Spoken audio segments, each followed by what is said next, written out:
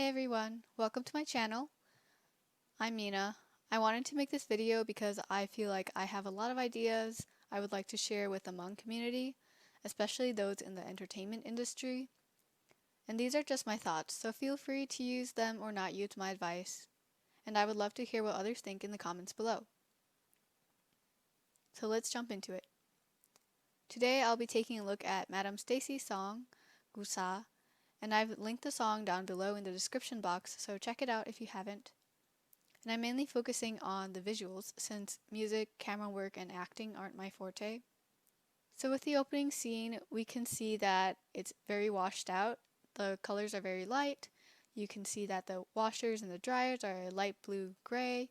There's the teal table, the tan tiles, StacE's pink skirt, her white top, and her white shoes. But the light aesthetic is interrupted when you see StacE's long black hair and her black belt. And I don't know why she or the producers or directors put her hairstyle up like that. It could be something she's trying to make her signature hairstyle, or it could just be a poor choice. But if I were to choose, I would have gone for a cuter hairstyle for her, like a bob, since the setting is already cute with all the pastel colors. As for her outfit, I don't think I would have chosen that outfit.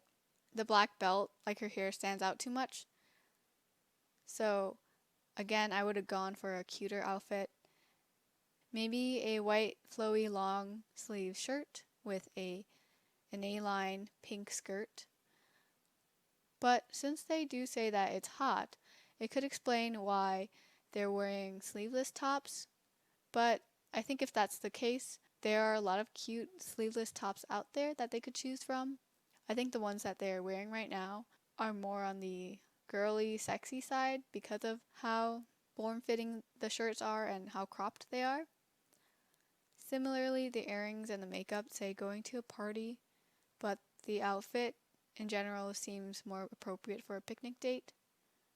So choose one aesthetic, not both. And I basically had the same comment for the rest of the actresses.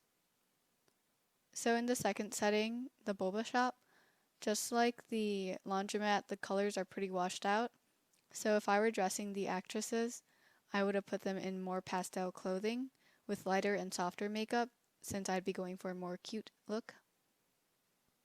Part of me wonders if they put that makeup on because they were afraid their faces wouldn't show through in the video, since there was a decent amount of sunlight coming through the shop windows. Maybe they were afraid of looking all white and not being able to distinguish their facial features. But then later we see the guys and they have little to no makeup on and they look fine. So I feel like the makeup was more to look pretty. But just because you have makeup on doesn't mean it will look good.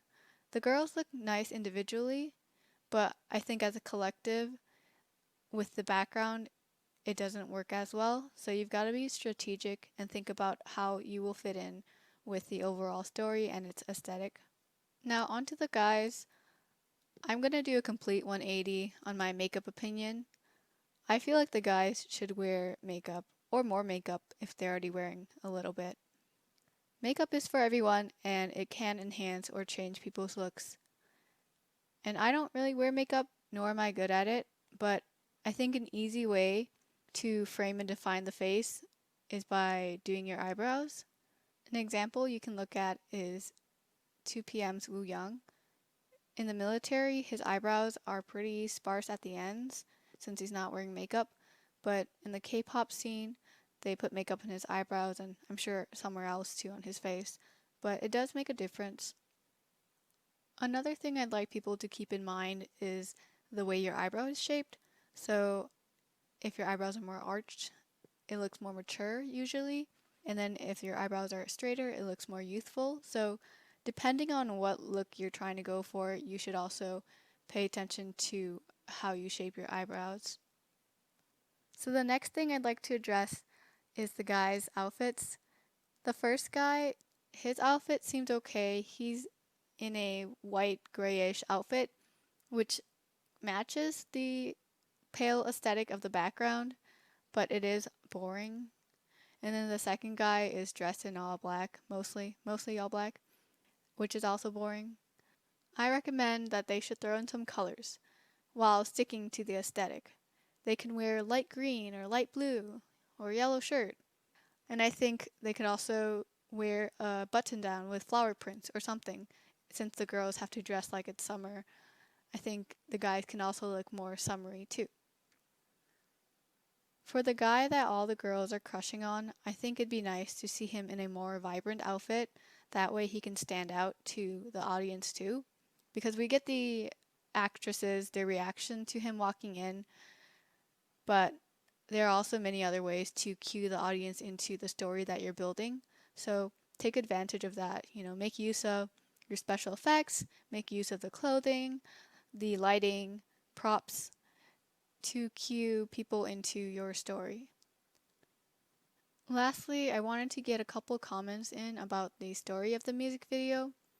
It's fine. It's not particularly creative. It's a girl meets boy situation which appeals to the general public. But because it's such a relatable experience, I think it'd be nice if it looked relatable too.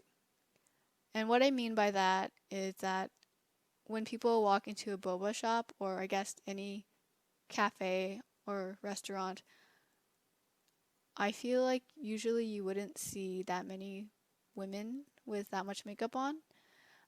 And it could just be me because I don't wear makeup, nor do most of my friends. So let me know if I'm wrong. But I think it would be refreshing to see people with more relatable looks when in familiar places like the boba tea shop. Part of me is conflicted with this opinion though, because a big part of the entertainment industry is to sell a fantasy. And if it's your fantasy to see people with makeup on, then perhaps this music video, the aesthetics don't bother you as much as they bother me. So it's subjective, but I think time after time I have seen the same makeup looks. So I think because of the repetitiveness, it gets tiring for the audience, and we want something different. So I think if you can hop onto that difference, it could be really refreshing.